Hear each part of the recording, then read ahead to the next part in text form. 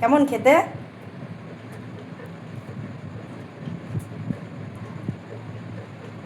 অত দারুণ রিভিউ দিল।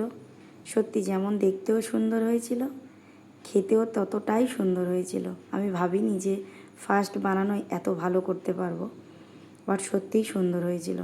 ও কালকে ড্রয়িং ক্লাস থেকে ফেরার পথে আমাকে বায়না করছিল, মামু আমি ওই পোড়া চিকেনগুলো খাবো। রাস্তার ধারে শিকের উপর ঝোলানো থাকে না, ওর খেয়ে মানে দেখে খেতে ইচ্ছা করছিল। আমি বললাম চল তোর বাড়িতেই বানিয়ে দেবো। তার জন্য একটা লেগ পিস নিয়ে নিয়েছি, একটু চিড়ে নিয়েছি, একটু লেবু, একটু লবণ দিয়ে আমি এটাকে মেখে নেব।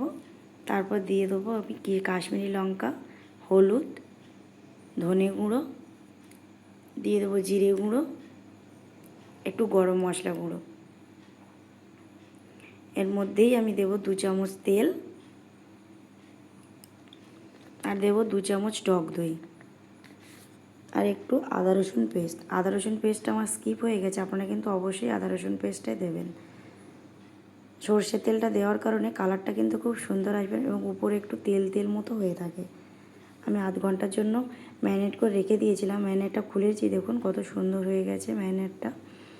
তো একটা কড়াইতে আমি তেল গরম করতে দেবো। খুব বেশি তেল নয়, কিন্তু আবার খুব কমও না, মিডিয়াম একটু তেল দিয়ে আমি মাংসটা দিয়ে দেবো। দিয়ে আমি খুব অল্প আঁচে আধ ঘন্টার জন্য 10 মিনিটের জন্য আমি ঢেকে দেবো। 10 মিনিট পর এসে আমি ঢাকাটা খুলে আবার উল্টে দেবো। দেখুন এপিঠটা খুব কিন্তু সুন্দর হয়ে গেছে। হালকা করে এই কারণে দিতে হবে, কারণ ভেতর থেকে যাতে মাংসটা ওয়েল কুক হয়, খুব ভালোভাবে যাতে সিদ্ধ হয়ে যায়। একটা স্মোকলি ফ্লেভার আনার জন্য কাঠ কয়লা পুড়িয়ে নিয়েছি, দিয়েছি তার মধ্যে 2 ফোঁটা ঘি। ধোঁয়াটা পুরোটা, স্মোকিটা পুরোটা ঢুকে গেছে তন্দুরের মধ্যে, ব্যাস আর কিছুই না। গ্যাসে একটু বাটার লাগিয়ে এপিট ওপিট সেঁকলেই কিন্তু আমার তন্দুরি রেডি। বাড়িতে ভাবে অবশ্যই বানাবেন এবং কমেন্ট করবেন কেমন হয়।